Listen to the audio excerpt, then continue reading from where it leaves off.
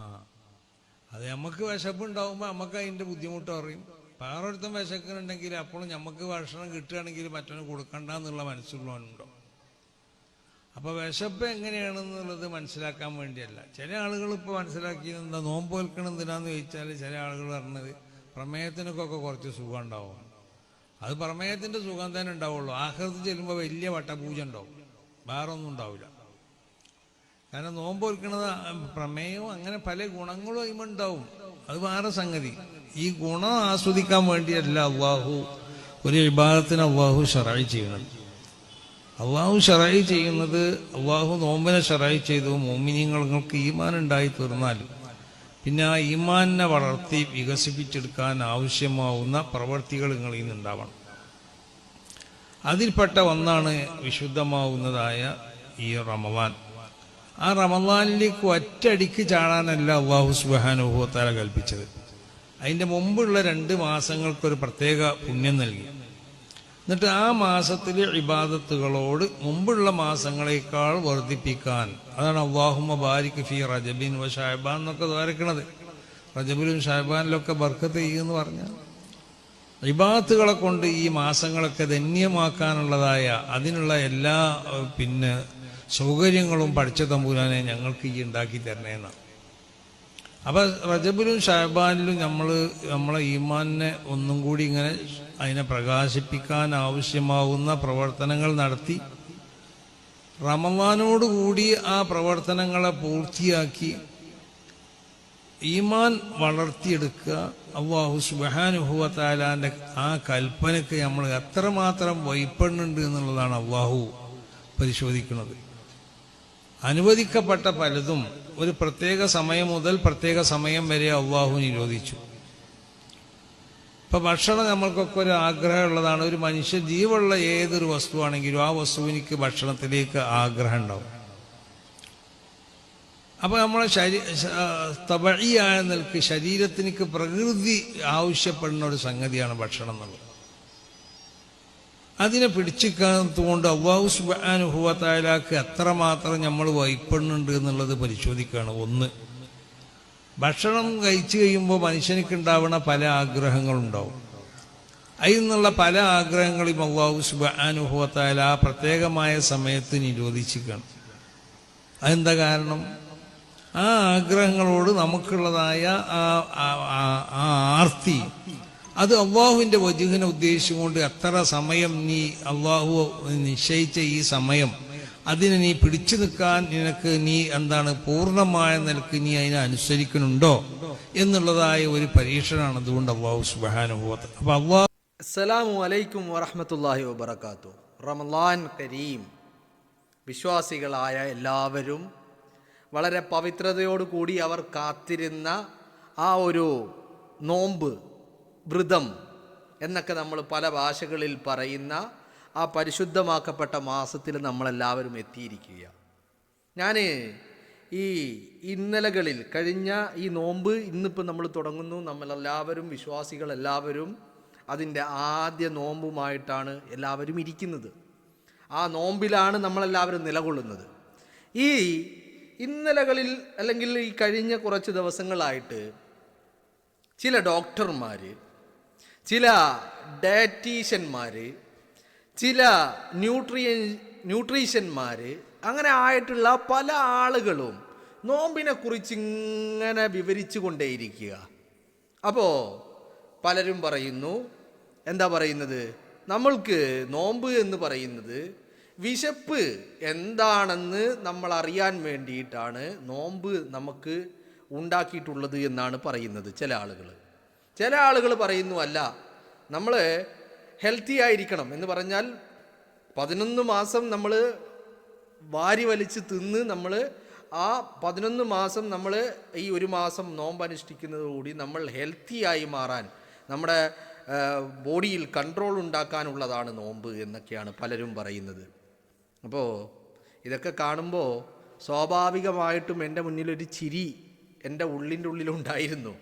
അങ്ങനെ ഞാനിങ്ങനെ തപ്പി നോക്കുമ്പോഴാണ് ബഹുമാനപ്പെട്ട ജിഫ്രി മുത്തുക്കോയ തങ്ങൾ, സമസ്ത കേരള ജമിയത്തുൽ ഉലമയുടെ അനിഷേധ്യനായ നേതാവ്, മുസ്ലിം കൈരളിയുടെ അനിഷേധ്യനായ പടനായകൻ, ബഹുമാനപ്പെട്ട ജിഫ്രി മുത്തുക്കോയ തങ്ങൾ ഇതിനെക്കുറിച്ച് വളരെ ക്ലിയറായിട്ട് എൻ്റെ മനസ്സിലുണ്ടായ പലതും കേട്ടപ്പോൾ എനിക്ക് ചിരി വന്ന കാര്യങ്ങൾ അങ്ങനെയല്ലെന്ന് ജിഫ്രി തങ്ങൾ പറയുന്നത് ഞാൻ കേട്ടത്. സാന്ദർഭികമായിട്ടും അത് നിങ്ങളുമായിട്ട് പങ്കുവെക്കണമെന്ന് ഞാൻ കരുതി. മനസ്സിലായില്ലേ? ഇവിടെ വിശപ്പ് നമ്മൾ അറിയാൻ വേണ്ടി നോമ്പെടുക്കണമെന്നില്ല. നോമ്പ് എന്ന് പറയുന്നത് ആരെങ്കിലും, ഇനിയിപ്പോൾ എന്നെ കേൾക്കുന്ന അറിയാത്ത ആരെങ്കിലും ഉണ്ടെങ്കിൽ, അറിയാത്ത ആളുകൾ ഉണ്ടാവില്ല, ഇനി ഇതുമായി ബന്ധപ്പെട്ട് എന്താ പറയേണ്ടത്, ഇതര മത വിശ്വാസികളായിട്ടുള്ള ആരെങ്കിലും ഒക്കെ ഉണ്ടെങ്കിൽ, നോമ്പ് എന്ന് പറയുന്നത് ഈ രാവിലെ മുതൽ പ്രഭാതം മുതൽ പ്രദോഷം വരെ, അല്ലെങ്കിൽ സുബഹിയുടെ സമയം മുതൽ മഗ്‌രിബിൻ്റെ സമയം വരെ നമ്മൾ ഈ ഭക്ഷണങ്ങളെ ഒഴിവാക്കുക എന്നുള്ളതല്ല നോമ്പ്. മനസ്സിലായില്ലേ? നമ്മൾ ഭക്ഷണം കഴിക്കാതിരിക്കുക, അന്നപാനീയങ്ങളെ ഉപേക്ഷിക്കുക എന്ന് പറയുന്നതല്ല നോമ്പ്.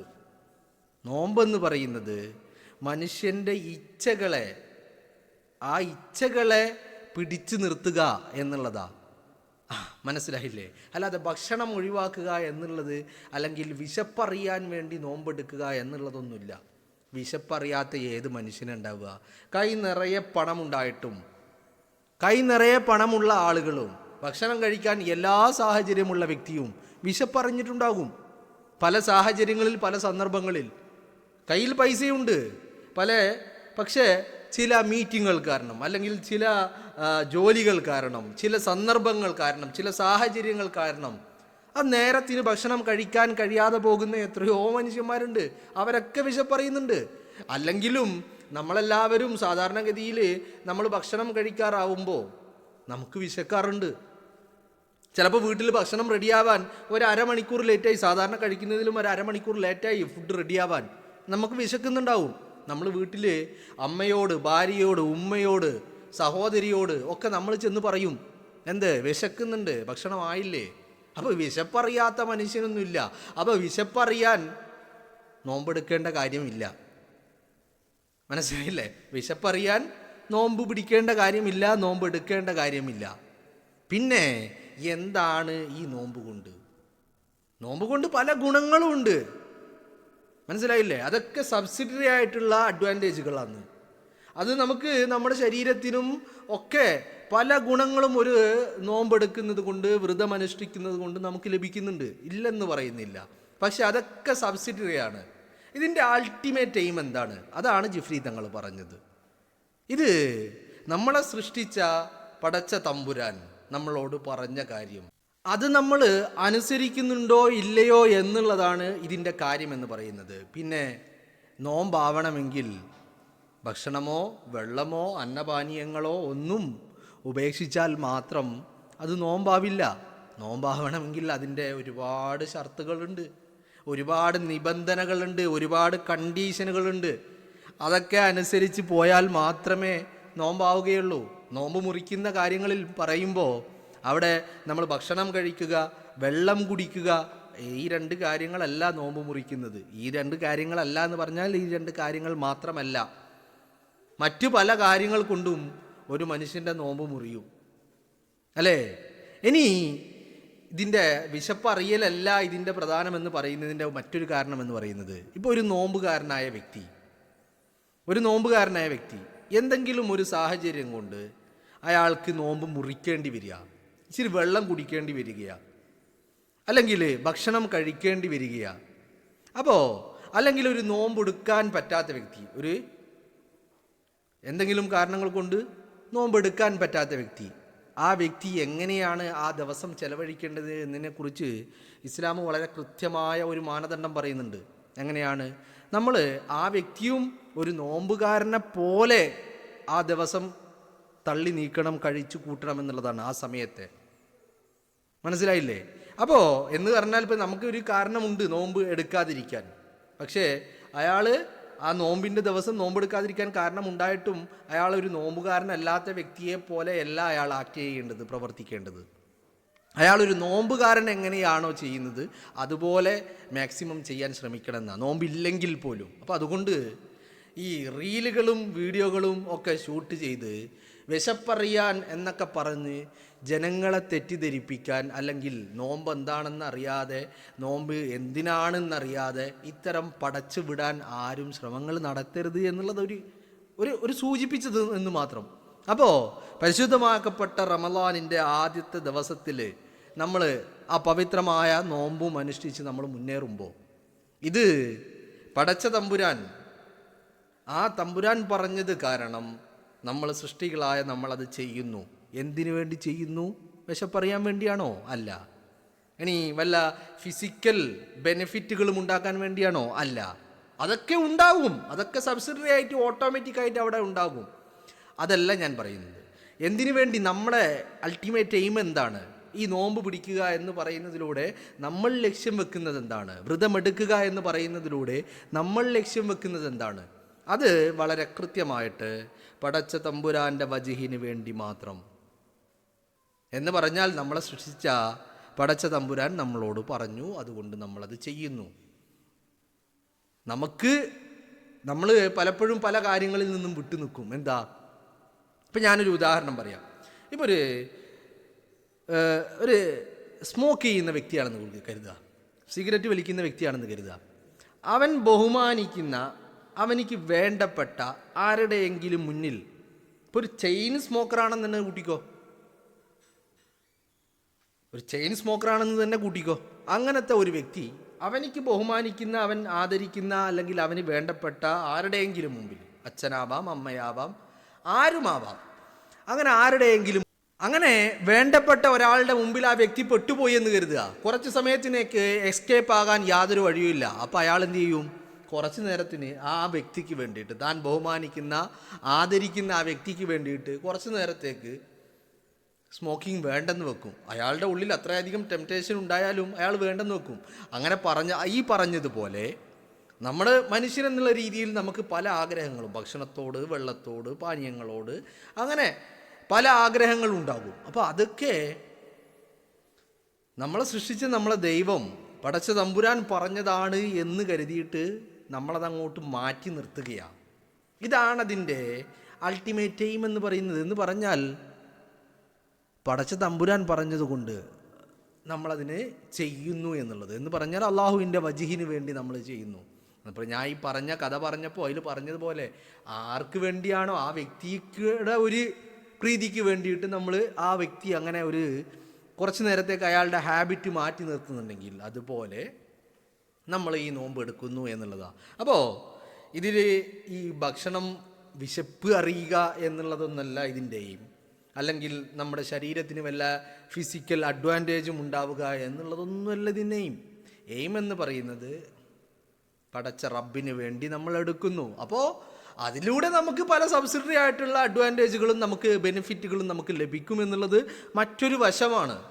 മനസ്സിലായില്ലേ? അതാണ് ജിഫ്രി തങ്ങൾ വളരെ കൃത്യമായിട്ട് പറഞ്ഞത്. അപ്പോൾ ഇത് നിങ്ങളുമായിട്ടൊന്നും പങ്കുവെക്കണമെന്ന് എനിക്ക് വല്ലാത്ത ആഗ്രഹം. കാരണം ഇത് അങ്ങനെ ഈ എസ്പെഷ്യലി ഇങ്ങനെ നോമ്പ് നാളെ മുതൽ വ്രതാരംഭമാണ് എന്നൊക്കെ ഇന്നലെ ഇങ്ങനെ പറഞ്ഞു വന്നപ്പോൾ, അതുമായി ബന്ധപ്പെട്ട് ഈ ദിവസങ്ങളിലേക്ക് ഇങ്ങനെ കടന്നു വരുന്ന നിമിഷങ്ങളിൽ സോഷ്യൽ മീഡിയകളിൽ ഇങ്ങനെ നിറയുക പല രീതിയിൽ, പല ഡോക്ടർമാർ ഇങ്ങനെ പലതും പറയുക. അപ്പോൾ അതിൽ കുറേ ആളുകൾ അവരുടെ ചില ചികിത്സാ രീതികളെയൊക്കെ പ്രൊമോട്ട് ചെയ്യുന്ന പല ആളുകളുണ്ട്. ഇപ്പോൾ ഞാൻ ഒന്നും പേരൊന്നും പറയുന്നില്ല.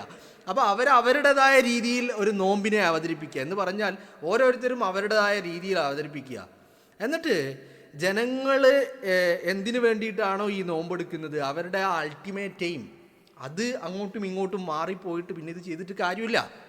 അപ്പോൾ അതാണ് ഈ പറഞ്ഞു വരുന്നതിൻ്റെ ആകത്തുക. കാരണം നമ്മൾ ആരെങ്കിലും എന്തെങ്കിലും പറയുന്നത് കേൾക്കും, എന്നിട്ട് അപ്പോൾ അതിനു വേണ്ടി നമ്മൾ നോമ്പെടുക്കുന്നു എന്ന് നമ്മൾ കരുതി കഴിഞ്ഞാൽ തീർന്നു. പിന്നെ നമ്മൾ ഈ പറഞ്ഞ സംഭവം ഉണ്ടാവുമായിരിക്കും, പക്ഷേ തങ്ങൾ പറഞ്ഞതുപോലെ നാളെ ആഖിറത്തിൽ പോയാൽ അവിടെ പൂജയായിരിക്കും എന്ന് തങ്ങൾ പറഞ്ഞ്. അപ്പോൾ അതുപോലെ ആവും നമ്മുടെ അവസ്ഥ. അപ്പോൾ ഇതല്ല എന്താണ് നോമ്പ്, എന്തിനാണ് നോമ്പ് എന്നുള്ളത് നമ്മൾ മനസ്സിലാക്കിയിട്ട് അത് ഉൾക്കൊണ്ടുകൊണ്ട് വളരെ കൃത്യമായിട്ട് ഭക്ഷണപാനീയങ്ങൾ മാത്രം വർജിച്ച് രാവിലെ മുതൽ വൈകുന്നേരം വരെ നിന്നതുകൊണ്ട് നോമ്പാവില്ല എന്നുള്ളത് നിന്നെക്കാളും കൂടുതൽ നിങ്ങൾക്ക് എല്ലാവർക്കും അറിയുന്ന കാര്യമാണ്. ഞാനത് നിങ്ങളോട് പ്രത്യേകം പറയേണ്ട കാര്യമില്ല. അപ്പോൾ എല്ലാ കാര്യങ്ങളിൽ നിന്നും നമ്മൾ വിട്ടുനിന്ന് നമ്മൾ അതിൻ്റെതായ പവിത്രതയോടു കൂടി ഈ മാസത്തെ കൊണ്ട് നടക്കാനും, ഈ മാസം നമുക്കനുകൂലമായി സാക്ഷികൾ പറയുന്ന കൂട്ടത്തിൽ ഈ മാസവും ഉണ്ടാകട്ടെ എന്ന് ആത്മാർത്ഥമായി നമ്മൾ പ്രാർത്ഥിക്കുക. മനസ്സിലായില്ലേ? അതാണ് നമ്മുടെ ആകത്തുക എന്ന് പറയുന്നത്. അപ്പോൾ എല്ലാത്തിനും നന്മകൾ നിറയാൻ, നന്മകൾ കൊണ്ട് ഈ മാസത്തെ വരവേൽക്കാൻ എല്ലാവർക്കും തൗഫീഖ് ഉണ്ടാകട്ടെ എന്ന് ആശംസിക്കുകയാണ്, പ്രാർത്ഥിക്കുകയാണ്.